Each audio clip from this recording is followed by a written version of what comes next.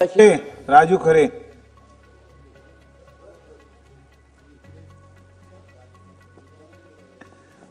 अध्यक्ष महाराज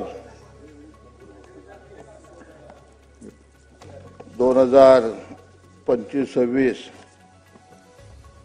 या वर्षाचा अर्थसंकल्प अर्थमंत्र्यांनी मांडला। माझ्या मतदारसंघामध्ये आता इकडलं घेतो दोन माझ्या मतदारसंघातील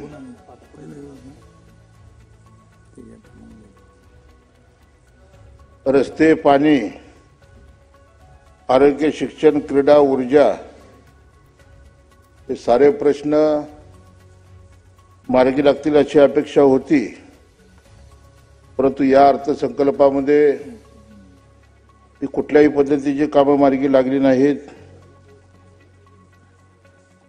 माझ्या मतदारसंघातील आष्टी उपसा सिंचन योजना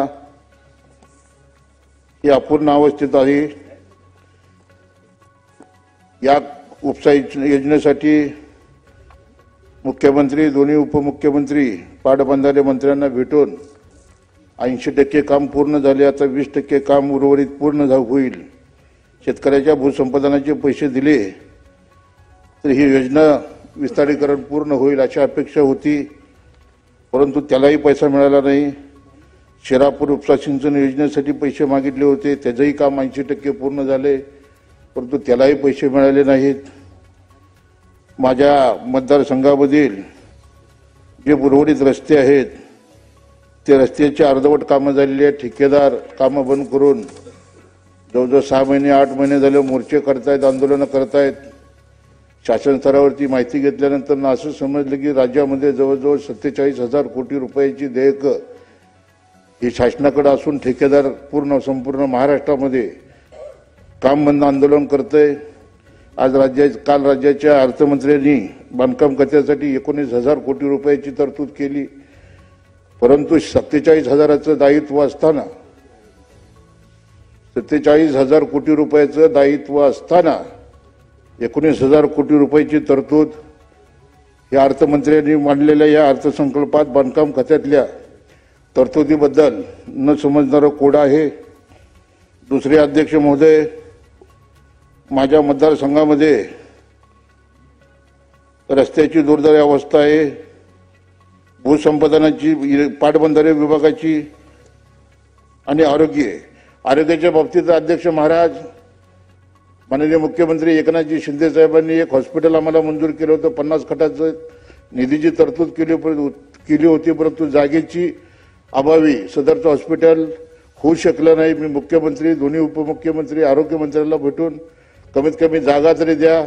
राष्ट्रीय महामार्ग क्रमांक 9 वर असणारे हे शहर इंदापूरपासून सोलापूरपर्यंत जर कुठे ॲक्सिडेंट झाला तर तुम्हाला डायरेक्ट सोलापूरला जावं लागतं। मूळ हे राष्ट्रीय महामार्ग क्रमांक 9 वरती असणारं शहर, परंतु या शहरामध्ये तिथं हॉस्पिटल होऊ शकलं नाही। क्रीडांगण मंजूर झालं, परंतु तिथं क्रीडांगणाला जागा नाही। त्याही जागेच्या संदर्भामध्ये मुख्यमंत्री, दोन्ही उपमुख्यमंत्री, क्रीडा मंत्र्यांकडे मागणी केली। अध्यक्ष महाराज, सांगण्याचा उद्देश एवढाच आहे, माझा मतदारसंघच नाही परंतु पूर्ण सोलापूर जिल्हा या कुठेही या अर्थसंकल्पात दिसला नाही। सोलापूर जिल्हा, आम्ही नव्याने निवडून आलेले आमदार आहोत, मी तर पहिल्यांदा उभारतोय आज सभागृहामध्ये बोलायसाठी, परंतु कालपासून अर्थसंकल्प सादर झाल्यापासून जिल्ह्याभरातून फोन आले, मतदारसंघातून फोन आले की बाबा आपल्या जिल्ह्याला काय मिळालं। तर माझ्या मनामध्ये एक प्रश्न निर्माण झाला की आम्ही 11 पैकी 6 आमदार महाविकास आघाडीचे आलो, 2 खासदार आम्ही महाविकास आघाडीचे आलो। कदाचित ही भावना जर नसेल का की जेणेकरून आम्हाला निधीपासून वंचित ठेवलेलं आहे। वारंवार आम्ही मुख्यमंत्री, दोन्ही उपमुख्यमंत्र्यांकडे जातो। अपूर्ण अवस्थेच्या बाबतीत तर अध्यक्ष महाराज माझी गंभीर तक्रार आहे की कुरुल ते पंढरपूर आणि बेगमपूर ते वैराग रस्ता जवळजवळ 700-800 कोटी रुपयाच्या रस्त्याची कामं गेल्या वर्षी चालू झाली। अत्यंत निकृष्ट दर्जाचं काम, आणि काम कोण करतंय अध्यक्ष महाराज? माझे आमदार।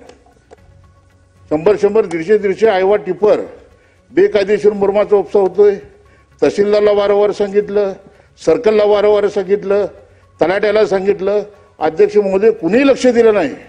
मी जिल्हाधिकारी आशीर्वाद यांच्याकडे गेलो, त्यांना व्हिडिओ चित्रीकरण दाखवलं.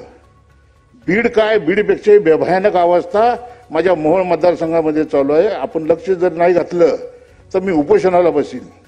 आणि मग जिल्हाधिकाऱ्यांनी डायरेक्ट सोलापूरवरनं पथक पाठवलं, कारण तिथला तलाठी, तिथला सर्कल, तिथला तहसीलदार.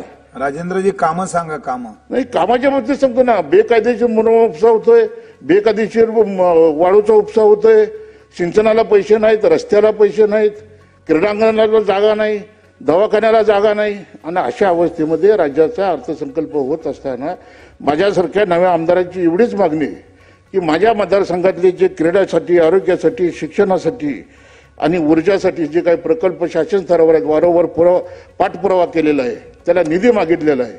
आता जरी मला निधी नाही दिला तर पुढच्या तरी ह्याच्यात मला निधी मिळावा ही अपेक्षा आहे. जय हिंद, जय महाराष्ट्र. विक्रमजी पाटील.